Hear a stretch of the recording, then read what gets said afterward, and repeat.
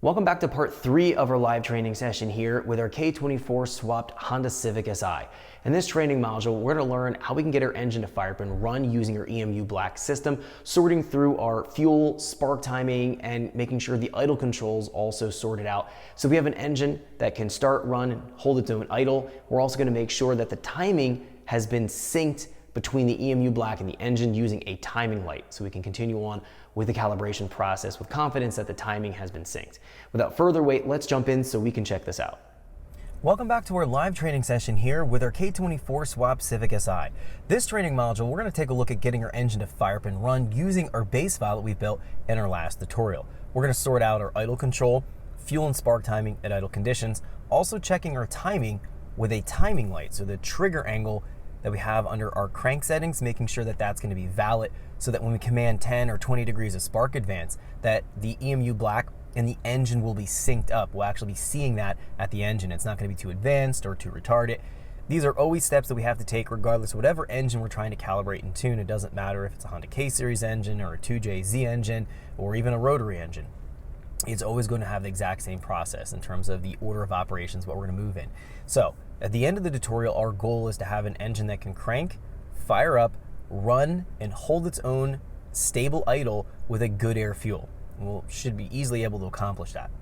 Let's go through a few things here, a few details in the beginning of the tutorial here, then we'll fire up our engine and we'll allow it to come up to operating temperature. So first thing I want to do here is go over what's going on with the strategy for getting our fueling right to the engine. So what we're going to be going over and what we're going to be adjusting here. So let's move from our setup page and we're going to go over here into our fuel page. Now the layout that I'm working with is our main tuning layout, and that's available in your EMU Black training course folder. So that's what I have open here. You can follow along with what I have on screen. Now we have our main VE table and we have our target lambda table. We know that these work together based on the equation fuel mass is equal to air mass divided by target air fuel, in this case would be target lambda. Now, when we're looking at this, we're going to find that at idle, when we fire it off, it's probably going to be a little bit too rich or a little bit too lean. It's never going to be dead on to what we're commanding here in terms of this desired target lambda. Now at idle, we're commanding 1.0 lambda or stoichiometric. We can see here the VE values in our table right here at idle conditions are anywhere between 55, 58 to about 46. This is kind of where I'm expecting the engine to pull vacuum at. We can see this is based on map pressure.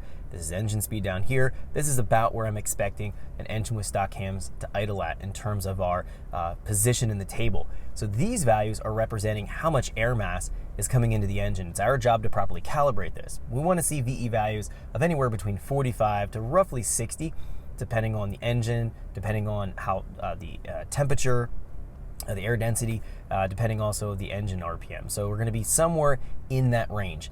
Now, if we fire off the engine and we're richer or leaner than the target that we're specifying right here, that means that we have a airflow modeling problem or a fuel modeling problem. So airflow modeling problem means that we have our VE values here not being high enough or not being low enough. So we have our values that need to be adjusted. If it's a fuel modeling problem, we could have misrepresented the injector flow rate, or more commonly, the injector latency or dead time.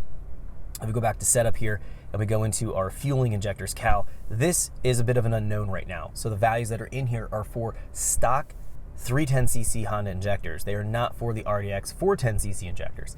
We're probably going to have to adjust our values here, but I don't know yet until we get the engine to fire off and run.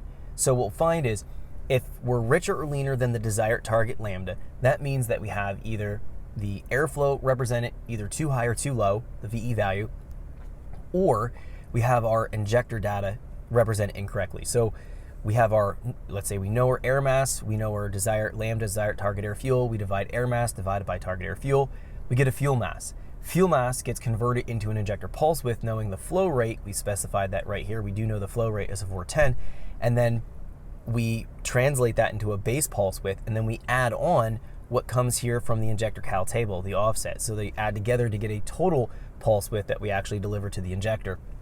So we're finding that we're richer or lean, and we know the VE values are right. That means the injector data is wrong. And at idle, what most affects the idle calculation in terms of the pulse width that we send out at idle is going to be our latency values here, as long as we have a reasonable flow rate value for the injectors that we're dealing with. So let's see what's going to happen here when we fire it off and get it running, but we will. Thanks for checking out our teaser clip. If you want to see the rest of this video and more than 500 hours of current EFI training we have to offer, make sure you click right here. If you want to go and check out more teaser clips from this training course, click here, and you don't want to miss any of the videos we're going to be releasing on this channel, so make sure you subscribe and click here. Thanks for watching, and I'll see you guys later.